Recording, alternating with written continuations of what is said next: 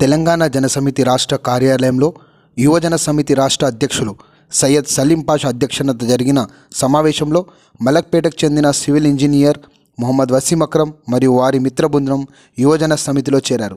ఈ సందర్భంగా ప్రొఫెసర్ కోదండరాం గారు వారికి కండువ కప్పి ఆహ్వానించారు. ఈ కార్యక్రమంలో యువజన సమితి రాష్ట్ర నాయకులు ఎర్ర వీరన్న, కొత్త రవి, టీజేఎస్ పార్టీ హైదరాబాద్ జిల్లా ప్రధాన కార్యదర్శి బట్టల రామచందర్, హైదరాబాద్ జిల్లా యువజన అధ్యక్షుడు సుశీల్ కుమార్ తదితరులు పాల్గొని కొత్తగా చేరిన యువకులను అభినందనలు తెలిపారు. आज के ये गवर्नमेंट में एमएलसी है कोदंडराम साहब.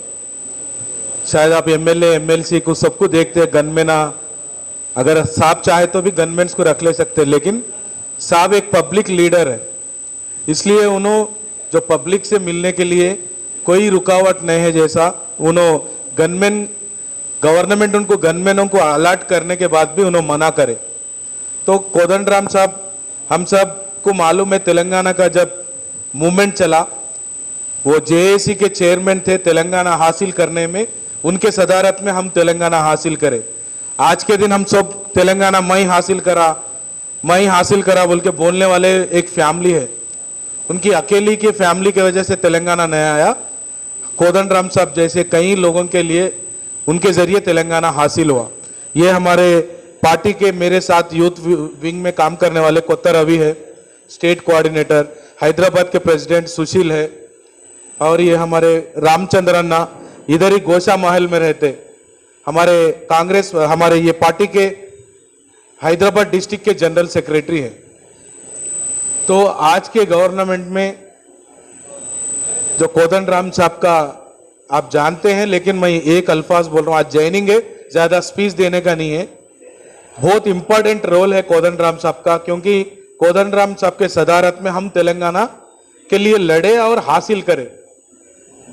जो 10 साल जो पुरानी गवर्नमेंट में तेलंगाना जिस मकसद से हम तेलंगाना के लिए लड़े, वो मकसद किसी का पूरा नहीं हुआ. तो इसलिए हम फिर दोबारा 10 साल के बाद जो कांग्रेस गवर्नमेंट को चुने. कांग्रेस की गवर्नमेंट आने में कोदंडराम साहब का बहुत बड़ा हिस्सा है. अभी तो कोदंडराम साहब को कांग्रेस की हुकूमत भी एक पार्ट के ऐसा, कोदंडराम साहब को भी वो कांग्रेस वाले भी कोदंडराम साहब के राय मशवरे पे गवर्नमेंट चलाने की कोशिश कर रहे हैं. इंशाल्लाह आने दिनों में भी वही रहेगा. अभी हमारा ये है. तो आज वसीम भाई तो मेरे को बहुत साल से पहचानते. जो अजीम भाई है, उन्होंने एक रिपोर्टर है, फोकस न्यूज़ चलाते. उनके ज़रिए मेरे को वसीम भाई की मुलाकात हुई. जब हम तेलंगाना के लिए इलेक्शन में जब कांग्रेस पार्टी की जीत के लिए हम काम कर रहे थे, तब आशीष भाई से हमारे मुलाकात हुई थी. तो हम जो काम कर रहे थे, मुस्लिम मीटिंग्स लगा के अवेयरनेस प्रोग्राम्स कर रहे थे. जब हमारे अजीज भाई ने वसीम भाई को मुलाकात कराई, और अजीम भाई उनके वालिद साहब को भी हमारे मुलाकात करा के मानाकोंडूर में एक बड़ी मीटिंग, मुसलमानों की मीटिंग भी करने लगा है. तो 1 साल 2 साल से मैं उनको जानता हूँ. सोशल इंजीनियर है और सिविल इंजीनियर है, सोशल एक्टिविस्ट है.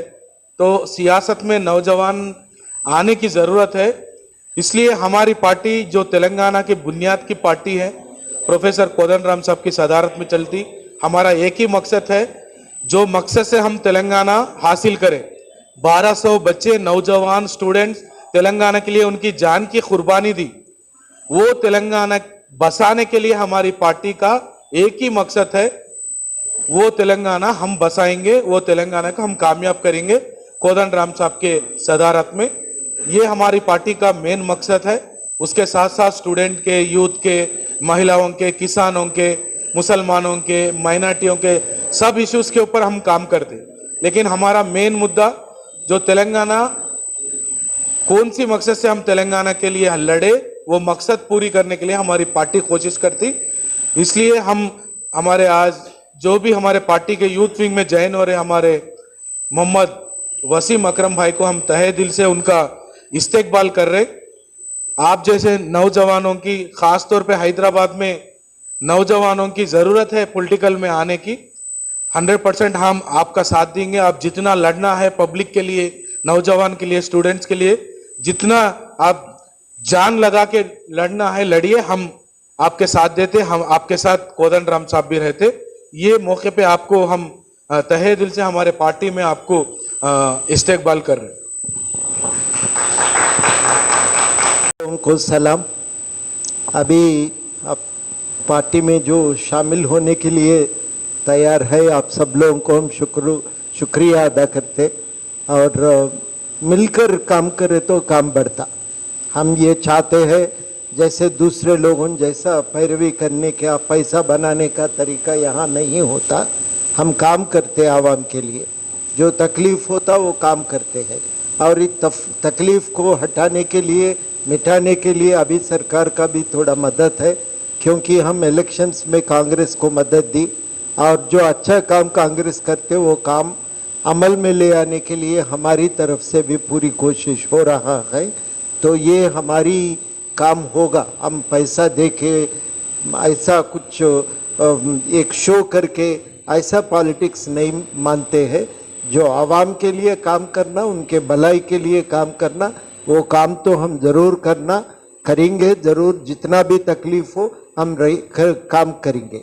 आप जैसे लोग भी अगर मदद देंगे तो ये काम और भी मजबूत बनेगा और भी आगे बढ़ेगा।